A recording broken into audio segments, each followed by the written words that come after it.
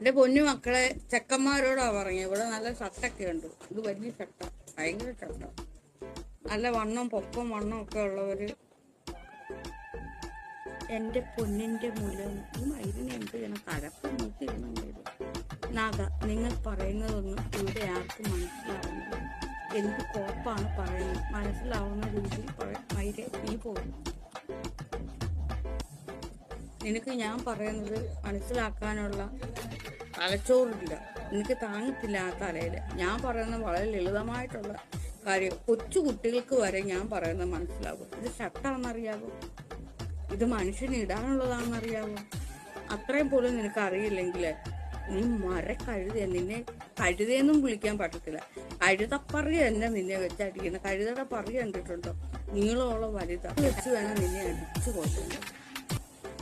കാരണം ഇത് വളരെ ലളിതമായിട്ടുള്ള കാര്യമാണ് ഞാൻ ഇവിടെ പറയുന്നത്.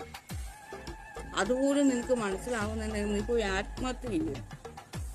നിന്നെ കഴുതയെന്നും വിളിക്കാൻ പറ്റത്തില്ല, ആനയെന്നും വിളിക്കാൻ പറ്റത്തില്ല, നിന്നെ ചൂരിൽ വെച്ച് അടിച്ചു കൊല്ലാനും പറ്റത്തില്ല. നീ എന്തിനാ ഇങ്ങനെ തിന്നുകൂടി ജീവിക്കുന്നത്? ഞാൻ ഡിലീറ്റ് ചെയ്ത് കളഞ്ഞത്.